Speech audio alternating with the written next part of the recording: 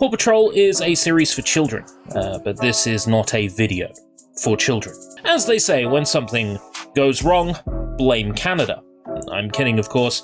I watched South Park at an early age, which is likely why I have a deep-seated desire to blame Canada for everything. If you ask Wikipedia, it was Canada that brought us Paw Patrol. Although the series was made there and enjoyed many grants and bursaries, it's not really Canada's fault. Paw Patrol actually came from the twisted mind of British writer Keith Chapman, famous for creating Bob the Builder, and less famously, Fifi and the Flower Tots. Even as a kid, I didn't really like that show, although now as an adult, I'd totally plant my seed in Fifi's patch. It's all starting to make sense. Bright colours, things talking that shouldn't be able to, and an irresistible urge to punch holes in the main cast every time they appear on screen. Chapman has the incredible talent to create characters that I just want to end in a spectacular, bloody fashion, and Paw Patrol is no different. This show teaches young and impressionable children that people, or pooches, in power are infallible and truly trustworthy from such an early age. Now, I'm not saying all cops are bastards, but Chase, 100% certified bastard. Yeah, who is Paw Patrol? You've got the leader, Ryder. He's the young boy who somehow runs an entire emergency service on his own with no other human staff. Somehow Adventure Bay is fine with a small child being in charge of the very services that keep its citizens alive and well and protected from criminals. I just can't picture him being out on a stakeout all night with a flask of coffee. He's joined by the Paw Patrol, consisting of Chase, the bastard, Marshall, the firefighter, Rubble, the demolitions expert, Sky, the flying one. Maxwell's taxidermied. Maxwell doesn't move around much these days. Don't worry about it. So why am I talking about Paw Patrol? I'm looking for those Elsagate views, obviously. No, it's the video games, of course. Paw Patrol has had 5 video games released for what I would call proper systems. I've played through all 5 major Paw Patrol games just casually, and to rinse for achievements, and I've got to be honest, none of them were bad. About the biggest sin any one of these games are truly responsible for is just being boring.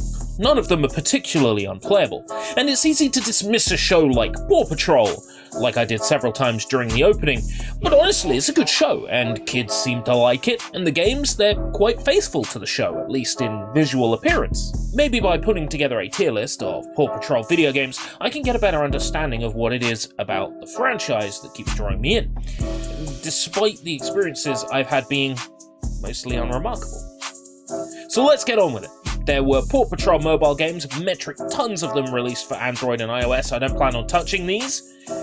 Also, any PC browser-based games are not the focus of this list either, I'm sorry to say. Otherwise, here are all 5 Paw Patrol video games released as of the creation of this video. Hopefully you get something out of this video. I'm not even sure what the true purpose of it is myself. Maybe it's to show that no matter how good your game looks, if it doesn't deliver on actual substance, you mightn't as well bother. Like, why chew on a coaster when you can have a biscuit?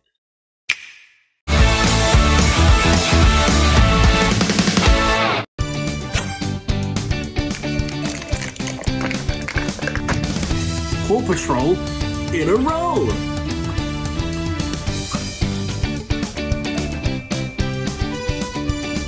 Paw Patrol On a Roll is the first of 5 Paw Patrol video games released since 2018. On a Roll is a side-scrolling platformer for one player only, and it's quite reminiscent of something like Donkey Kong Country Returns or Juju. Probably more like the latter, in that it is far less of a challenge and definitely targeted at younger players. It's not a particularly difficult game. I streamed it in November 2018, just a week after its initial release. The gameplay consists of platforming through some basic but admittedly nice looking levels. The various level archetypes include snowy mountains, countryside, farmland, rocky cliff areas. There are also segments where you take to the skies or swim underwater, which feel a little finicky to control, Otherwise, the controls are quite responsive and snappy. There's a slight float to the platforming, so it sometimes feels like the dogs are made of polystyrene and don't have much heft. But for a baby's first platformer, could be worse. And double jumps, because that's pretty standard fare for platformers these days, and as a double jumper in my spare time, I approve of their inclusion.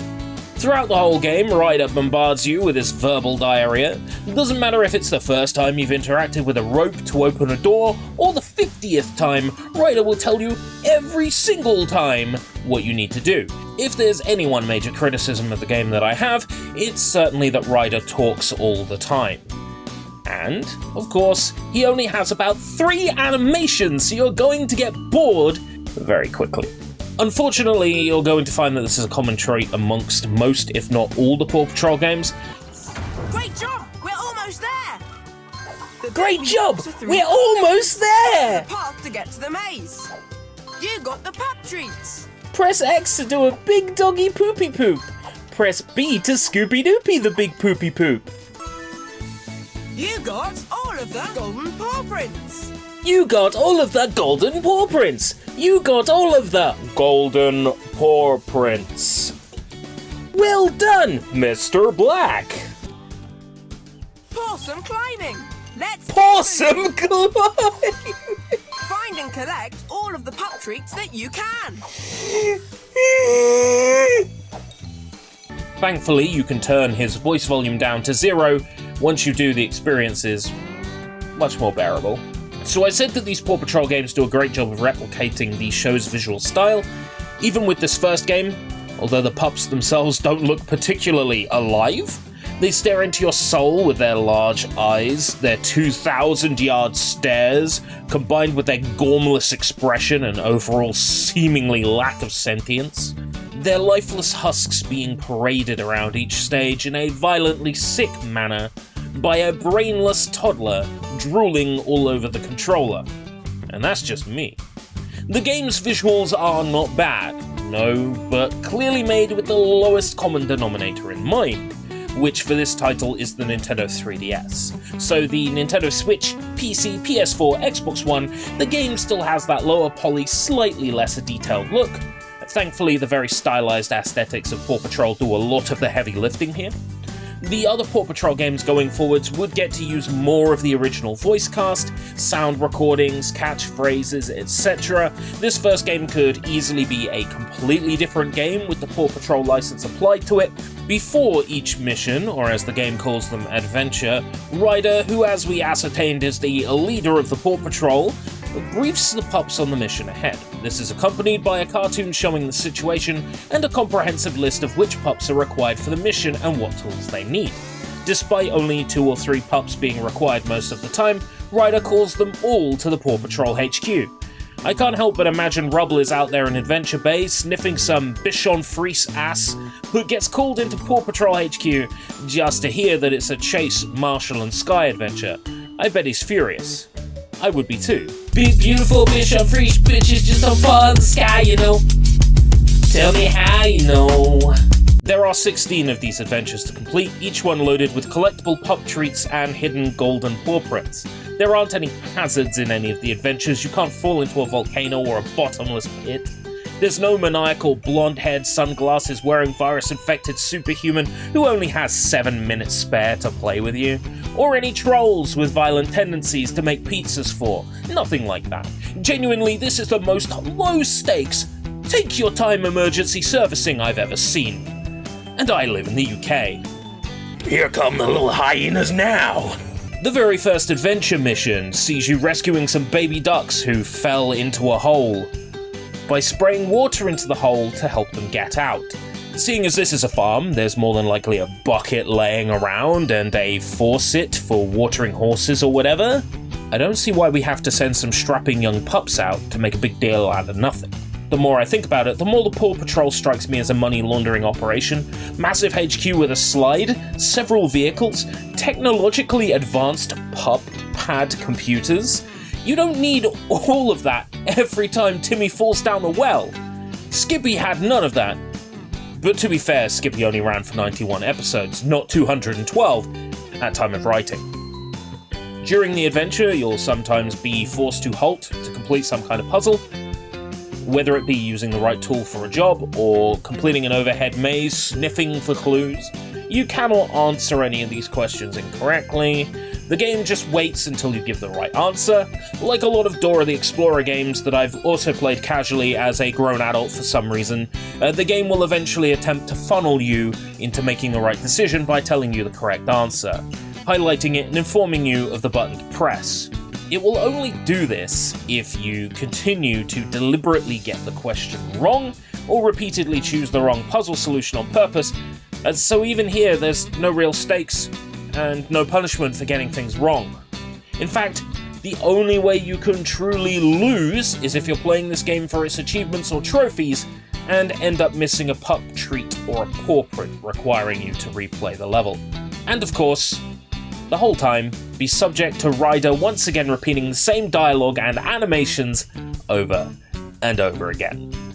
Playing this one slowly makes you go mad. But as I probably said a few times, the game itself is not bad. The biggest crime any of these Paw Patrol games commit is simply being boring and uninteresting as a whole.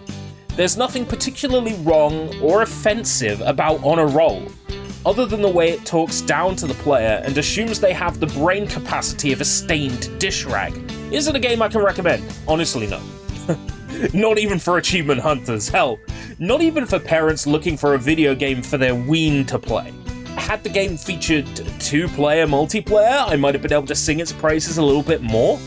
But having been developed with the 3DS in mind, it was probably deemed too much work to add multiplayer to the other releases, when Unity can sometimes be as simple as swapping out a few textures and files and clicking Export for Platform. The whole laziness of this game, its repetitive nature, unsatisfying gameplay, and lack of a story has me putting Paw Patrol On a Roll in D tier. For all intents and purposes, it's a video game, but the lack of a true fail state makes me think that honestly, it might not be a video game. To pull the rope to the left, move Oh. the stick. Oh my god, a donkey's gonna die! A donkey's gonna die! Quickly, you have to get through the path before it closes.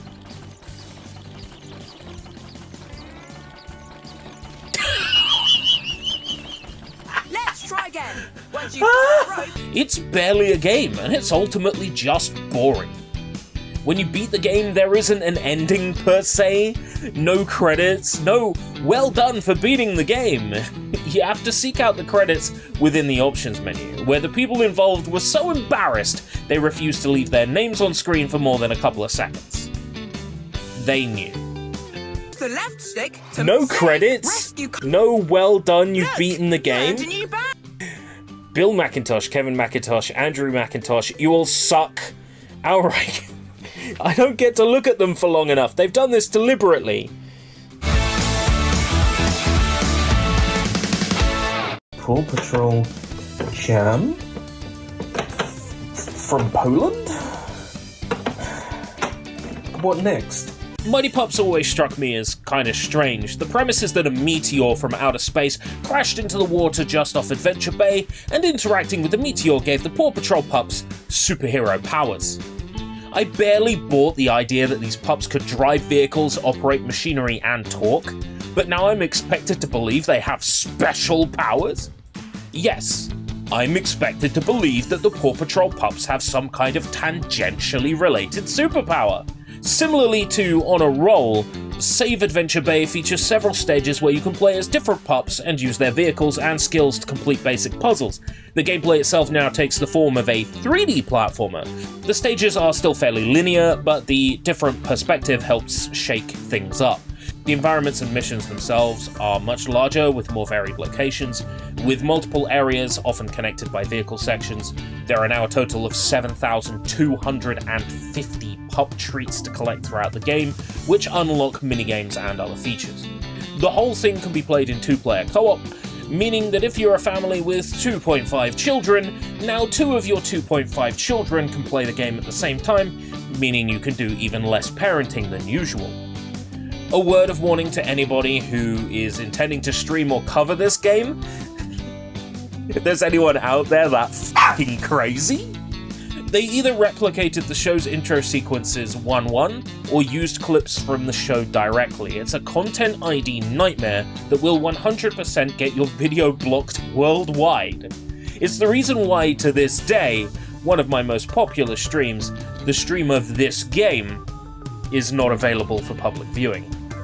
And you know this, you bitch!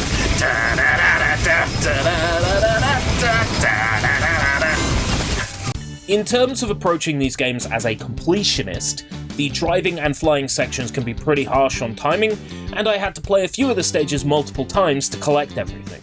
The pup treats and badges you collected previously stay collected, but whenever I replayed a stage, I wasn't going to risk it just in case.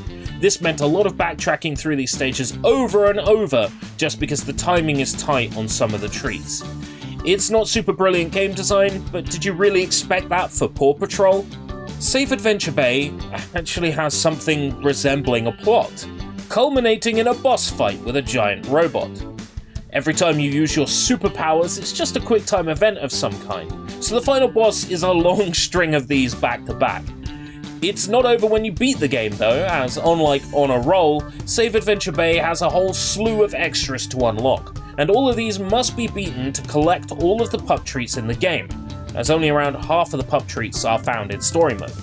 The obstacle courses and Pup Pup Boogie are the standout minigames, not because they're particularly good, just because they're different. The others are more like, find the hidden objects or replay the flying stages again. There's a lot of pedigree chum content to dig your teeth into, but it's just pedigree chum, which is mostly made up of animal hair and teeth rather than delicious meats. Children and dogs can't really tell the difference between abattoir, scrapings, and real meat, but I sure can. There isn't a single element of the game that doesn't show improvement over On a Roll. Save Adventure Bay is a competently pieced together video game that, however meaningless its extra content may be, has plenty of things to unlock and do, even after the rather short story has been completed. Cheers! Save Adventure Bay goes into C tier, for not being particularly interesting or being a game I can easily recommend, but does contain some replay value in the form of achievements and trophies for completing everything. Also kind of funny, this is one of the few Paw Patrol games that made it onto Google Stadia, if you remember that train wreck. They made a dog's dinner out of this game, it's rough, I'll keep 'em coming. We're gonna stop you every 2 seconds to tell you how to do things. You'll have to jump to keep going. Jump. I've already jumped! Shut up! Adventure City Calls is clearly built off the bones of Save Adventure Bay. The core gameplay mechanics are extremely similar, with Drakkar Studio receiving the contract to make this game likely because they could churn out a tie-in video game within the deadline necessary. Yes, as the name suggests, this game is a movie tie-in, so your expectations should be low going in. That said, being built off Save Adventure Bay, being able to reuse its assets, and likely having much of the same development staff, could mean that the game development can go quicker, and more time can be spent on the new elements. Does that happen? Does it fuck? It's much the same as what we've seen before, just expanded. You may even say padded. Did 7,250 pup treats seem like a small amount? There's now 30,000 to collect. Some stages have upwards of 1,000 pup treats in them. For some reason, the pup treat counter is displayed backwards. I don't have 600 out of 100 pup treats, my dude. That's teaching children that top-heavy fractions are okay. Why is the counter backwards? Why is it like 600 of 115 bones? Why would you present it as a top-heavy fraction? It's the same QTEs, the same gameplay. It's the most cookie-cutter a sequel can be. Want to caption that clip, me drilling your mom? Oh no.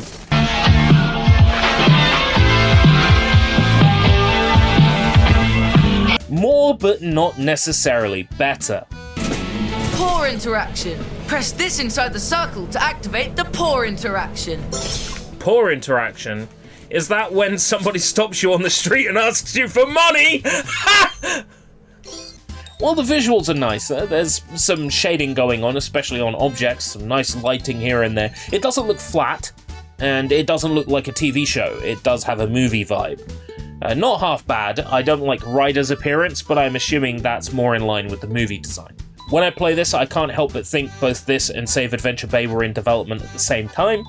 With that title being released while this title was being worked on, it's the only way we could see such a drastic change in art style and aesthetics, as well as these more embellished levels in the space of less than 10 months. Either that, or Drakkar Studios engages in crunch. Adventure City Calls is more of the last game, but not necessarily all that better. It is better, but it is also padded to the point of bloat and excess. I'm putting this slightly higher in the C tier than Save Adventure Bay, but only because I appreciate its clean adaptation of the movie's more shaded art style. Should that be my niche, playing kid-friendly games and just talking about, like, cum and shit and piss? 'Cause I could do that! No job is too big, no pup is too small. No job is too big, no dick is too small. I hurt myself playing the Smurfs. Whatever am I gonna do? Yay! Good as new! I will admit that I developed an unhealthy obsession with this title. Developed by 3D Clouds, a team known predominantly for churning out garbage racing games based on children's licenses, this title is no exception to the rule. Yet with every racing game 3D Clouds puts out, they do ever so slightly get better at it. Comparing this title to All-Star Fruit Racing or Race with Ryan, it's noticeable just how much of a vast improvement the core gameplay mechanics are. The race courses all look great, the game's visuals are incredibly pleasing, and like all Paw Patrol games so far, it really manages to emulate the show's style. It is very disappointing to see the game's story and cutscenes comprised of PNG images with text boxes. It really reminds me of Team Sonic Racing in its vibes, just inherently lazy. The core premise of the story is that Mayor Goodway is spending taxpayer money on a Grand Prix for the Paw Patrol to race in because something celebration. Not really relevant in the grand scheme of things, it's more of a means to an end, an excuse to hand wave away 17 races through 11 courses that vaguely take place in and around Adventure Bay, the jungle and the snowy mountains. Yes, the Grand Prix consists of 17 races, which you must complete with all 10 playable characters to unlock all of the game's collectibles, and more importantly, achievements. That's 170 races, 170 boring, spirit-crushing races. Completing the races will unlock hats and trails which you can equip, meaning you can dress up the pups to your liking, and the trails give me major Fortnite vibes. This is where the unhealthy obsession comes into play. I spent a month grinding this game out for its unlockables and to complete the achievement set, a process which drained the very soul out of my body. Sometimes I could do 1 Grand Prix per day, other times I could barely handle 4 races without feeling incredibly tired, but I persevered, all for that glorious gamer score. Thankfully, the game does keep track of which you've beaten by displaying a small trophy icon underneath the character's portrait in the selection menu. There really isn't much to say about this one. I know that's an annoying sentence to hear a YouTuber say, when they say there isn't much to say about this, and then they go on for 15 minutes like Angry Video Game Nerd, but trust me, I'm going to wrap this up quickly. It's your typical kart racer. There are standard items you can pick up and use, whether they be boosts or items you can lay on the track, but you can also charge up a special move that is unique to your character by collecting the pup treats throughout the course. There is a drift mechanic that, while being rather poorly implemented, also allows you to do something of a rudimentary snake for boost. Drifting, boosting, character-specific skills don't change things up very much, and out of the game's 3 difficulties, there's no need to play on anything higher than easy, so most of these things are barely even useful. The difficulty does not affect achievements, so when I was rinsing this game for its G, I spent every race half a course ahead of the other races. The whole time. The game does feature 4-player competitive racing, so there is that. There's also an achievement tied to it, so you either need 4 controllers, or to play the game on PC like I did, and just create 3 fake virtual controllers. This is probably a better kart racer than whatever game mill has been churning out of Nickelodeon these days. A parent stuck having to choose a racing game on Xbox or PlayStation doesn't have a great range of other choices in the kart racing genre, so I suppose Paw Patrol Grand Prix is as good a choice as any other. However, if you own a Nintendo Switch, then there's a 43% chance that you've already got Mario Kart 8 Deluxe. In which case, you already have what I would begrudgingly have to accept is the best 4-player local kart racer on the platform. Grand Prix features several languages, which you can change from the options menu. I ended up playing a lot of the game in Japanese, both on stream and in my own time, grinding out those chivos. I guess it was a little less grating in Japanese for whatever reason, probably because I didn't necessarily understand what they were saying. I'm probably going to regret drifting this into B tier, but I put enough time into this game to be able to say it isn't bad by any stretch of the imagination, just boring. Someone needs to make a Paw Patrol mod for GTA. Featuring the full UK voice cast for the first time ever, Paw Patrol World is the latest game from the Paw Patrol franchise to be released, as of the creation of this video, and is the first one to operate an open world structure, with platforming, collectibles, driving, and missions. Developed by 3D Clouds, who worked on Grand Prix, you'd expect the driving to be great, but it's not that great.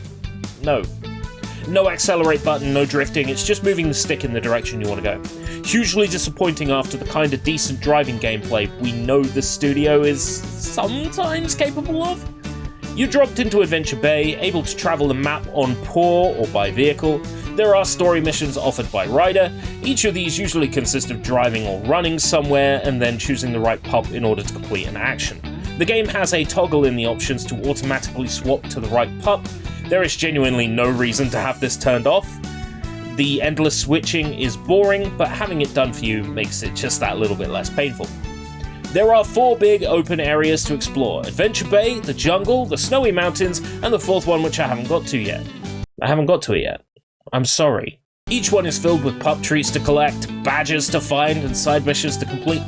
The badges can only be collected by their associated pup, which gives me strong Donkey Kong 64 vibes. At least we don't have character-coded pup treats. The story of Paw Patrol World is as follows. Mayor Goodway is holding a festival to celebrate the Paw Patrol, which is... Didn't she just hold a race in their honor? And now a festival?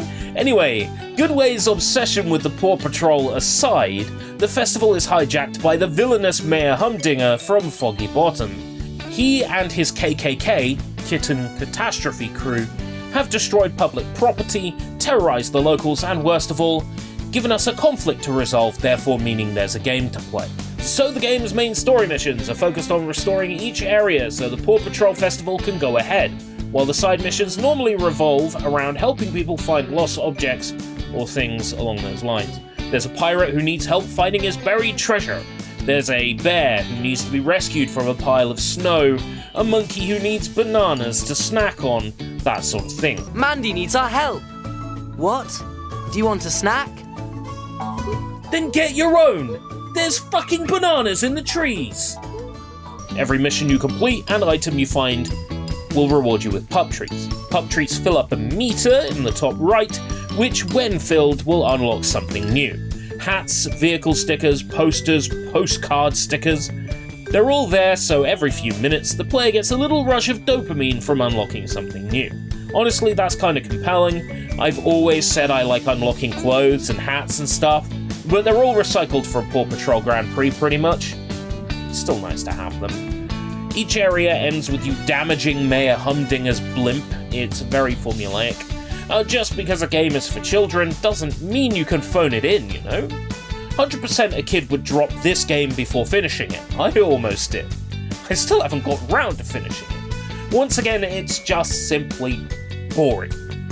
That said, there's way more going on in this game than the others.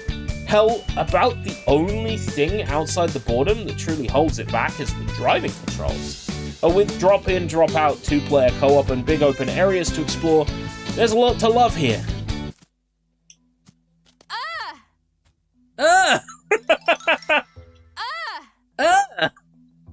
Take this! Do again. Yahoo!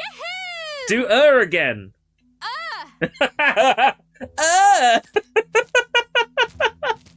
So good.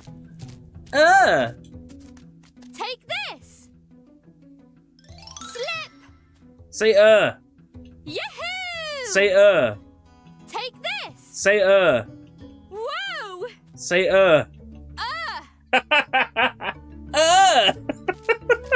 So good. Now here's the thing, I've got to this point in the script, and I put this game in one tier, but now as I'm recording, I kind of want to put it in a different one. I'm going to go against Destiny. And I am going to have to put this in B tier. I really have to respect the more complete voice cast. The choice of game genre really complements Paw Patrol, allowing you to explore both on paw and behind the wheel. 4 recognizable locations from the show recreated with decent accuracy, tons of collectibles to grab, and loads of hats and things to unlock. But it's boring. Nevertheless, I'm putting it in B tier, and I'm going to put it behind Paw Patrol Grand Prix. I'm going against Destiny, baby. I'm going against the script. And that's all of them. Let's go through the list once again. In summary. In D tier. Paw Patrol on a roll. Lifeless, soulless husks of the Paw Patrol pups, masqueraded through each level like dolls being slapped against a playset. Ryder won't shut up the whole time. Just make it stop. In C tier. Mighty Pups Save Adventure Bay, an improvement over On a Roll. The game introduces 2-player cooperative gameplay and features minigames and unlockables to encourage fully completing each stage. And just above it, Adventure City Calls. Not particularly better as a whole, but the distinct art style and extensive amount of minigames, while padding, do increase a replay value. In B tier, Paw Patrol World. The game would have been better with proper driving controls, but I understand why they simplified it for little tykes. I'd have still preferred a toggle to have proper driving controls, especially after they were so solid in Paw Patrol Grand Prix, which is not a particularly good racer, but in a market full of half-assed titles, it stands above the Race with Ryans and Hello Kitty Cruisers of the world. The graphics really pop quite nicely. I played it on PC and it looked gorgeous. The core mechanics are fine and more than acceptable, but the need to play 170 races to fully complete the game is incredibly dull. I'm still not really sure why I even bothered to do it, but it is a good time overall. I did genuinely enjoy it. Honestly, it's interesting how the release order more or less correlated with the overall quality. The same thing happened with the BB and Medal of Honor lists. As games as a whole get a lot better, the quality of each game trends upwards too. That's the list. I hope you got something out of it. Yeah, that's it. This has been EscapeRouteBritish, and you've been watching the Paw Patrol tier list. Until next time. If we live that long. And what is Keith Chapman doing nowadays? Selling NFTs. Wah, wah, wah.